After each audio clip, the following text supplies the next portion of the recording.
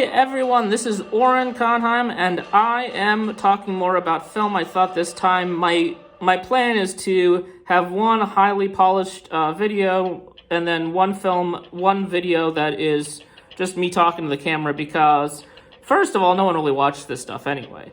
So watch this stuff, and maybe I'll do more high quality stuff, and also just I think it's probably good to get some content out. And I'm joined by a YouTube video made by Kostas Adama, where he just compiles a lot of soundtracks, film soundtracks. So right now we're listening to the Kill Bill soundtrack. Now we're listening to Conan the Barbarian. Okay, anyway, and in the meantime, let's talk about some of the non-current films I've watched. I recently saw the 2014 Paul Thomas Anderson film Inherent Vice. It generated a lot of buzz. A couple aggregators ranked it as among the top 10 films of 2014. It wasn't like an Oscar film, but it was kind of close. And immediately struck me when I watched it. I think it's inescapable how to not pair it side by side with The Big Lebowski. Both films feature a protagonist who isn't really on top of what he's doing. They're both thrust into film noirs, kind of like.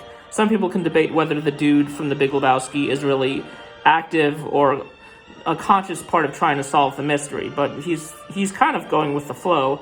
But it's the same way as this character. The protagonist is named Doc. Another coincidence, and he's played by Joaquin Phoenix. There's also a big doppelganger theme about how the protagonist is paired side by side with a guy who appears more responsible, appears more of a respectable member of the society, but is really, I guess, less moral than our protagonist. They're also kind of period-ish pieces. There was a great essay about how Joaquin Phoenix's character could easily be the dude 15 years younger.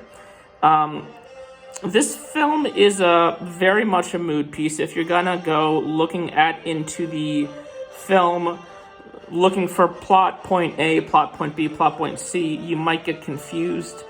I think what's also interesting is I had only seen 3 Paul Thomas Anderson films before this: There Will Be Blood, The Master, and Licorice Pizza.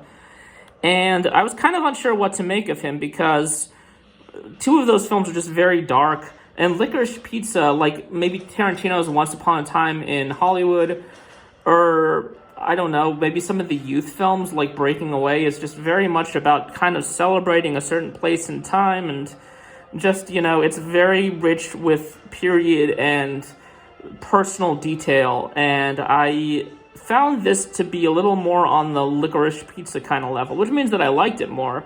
It was a very interesting film.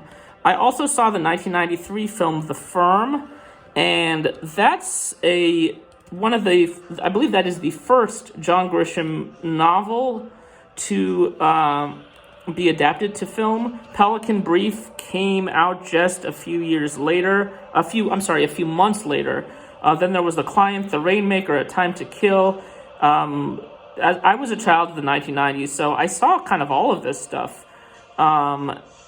I might have not understood it because I was a kid when I saw the first one of these, which was The Pelican Brief, but these were all kind of followable. They were kind of good for the layman. They were all pretty commercially successful. The Client I really bonded to because I was 10, and the kid was 10 years old. The Firm was his best-selling film. It made John Grisham, who was a kind of an ex-lawyer in Memphis, it turned him into a J.K. Rowling kind of figure. It stars Tom Cruise, Gene Hackman, and it also stars, Margot Martindale, Ed Harris, David Strathairn, Wilford Brimley, who... We know Wilford Brimley is a mainstay in commercials for Quaker Oats and diabetes, but I guess he was in a few films. Hal Holbrook. Holly Hunter got nominated for this in a film that I don't even know what she did. But Tom Cruise is definitely Tom Cruise in this film, which I think probably if John Grisham is a genre, sticking Tom Cruise in a genre film kind of disrupts the flow of the genre. The film is kind of maybe goodish, not amazing. It was the third highest grossing film of 1993. But it's very much a Tom Cruise film. Tom Cruise is like sprinting in the film, and it's not as much of a legal thriller as it becomes kind of an action escape the mob movie kind of a thing. But it starts off with a lot of potential, and it kind of portrays it's one of Gene Hackman's edgier roles. I don't know if I'd recommend it. I also saw the 2011 film Contagion from Steven Soderbergh. This is a film that is very eerie because it's based on what we knew in 2011 about the potential for a pandemic to like cripple the world, which happened 9 years later, and it's a film that if you watched in 2020 or 2021, it probably would have been too close to home. There are other films that deal with biological warfare, such as The Rock, 11th Hour, the James Bond film On Her Majesty's Secret Service. Probably Outbreak was the closest, but I think Steven Soderbergh this film is probably very eerie. It's kind of an attempt to be parable, perhaps like The Day After Tomorrow, but there's not. It's definitely more focused on action and being an ensemble film. There's the widow dad played by Matt Damon, whose wife was Patient Zero, which is a very interesting phenomenon. A muckraking reporter played by Jude Law. Various scientists on the ground. Kate Winslet and Marion Cotillard. There's a political middleman played by Just Shoot Me's Enrico Colantoni. And it's a really good ensemble film because it doesn't really, no star in the film is indispensable. It's much bleaker than what happened in our pandemic, it is kind of an uplifting film. It's not too awful. We also I did see Rebel Without a Cause, a 1955 film, and it's one of American Film Institute's top 100 films of all time. And so it's a extremely influential film. Everyone from David Bowie to Futurama to, I think, Home Alone, because it shares a character name. I think Back to the Future maybe borrowed a little bit from it. Especially, I know West Side Story borrowed from it. American Graffiti, I think, borrowed the Drag Race from it. It's an extremely influential film. It's one of a number of films in the 1950s that does talk about, that does examine teenage delinquency. Blackboard Jungle is another notable example, but I think very few did it so effectively. There's a lot of symbolism, like the color red in the movie. It's one of those things. And the cast is really electric. I think everyone knows the name James Dean, even if they haven't seen the 3 films that he made before passing away at the age of 24. There's also this young, kind of steamy-looking actor, Sal Mineo, who was also nominated for The Exodus and was nominated for this and was in The Giant. And then there's Natalie Wood, who you know from Miracle on 34th Street, The Searchers, West Side Story, Splendor in the Grass. And she is really, I guess you could say, dreamy in this. And the characters, it's also like West Side Story in that it takes place over the course of 2 days. There's a knife fight. It makes sure to portray all of the youth as just aimless and lost.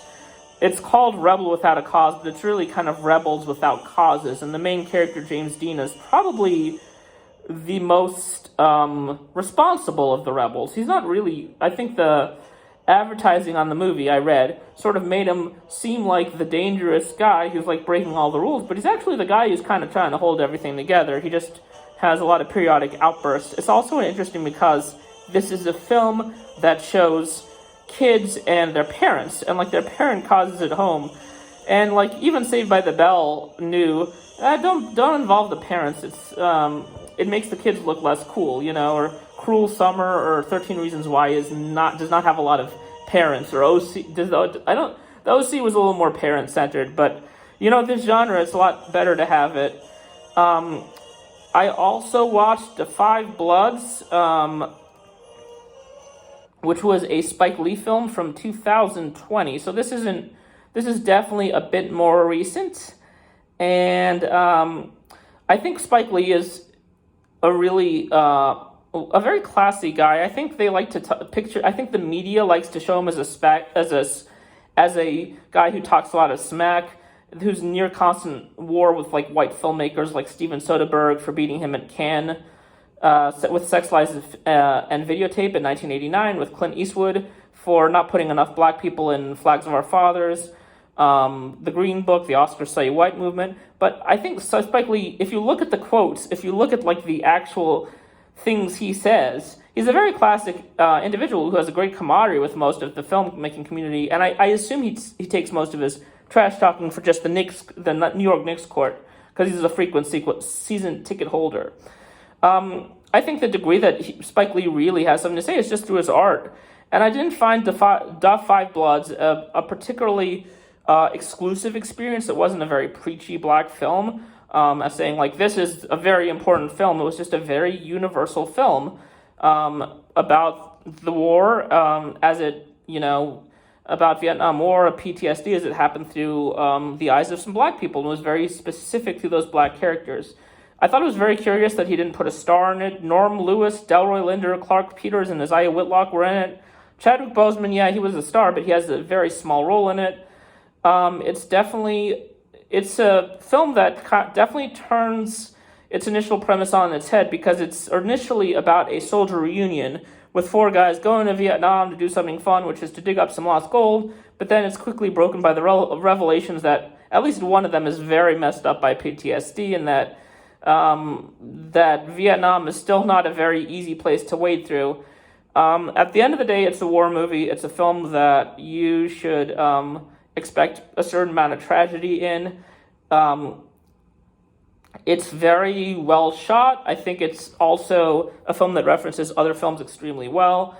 I would very much recommend this. Just know that it might not be the happiest movie to watch. All right, have a great day.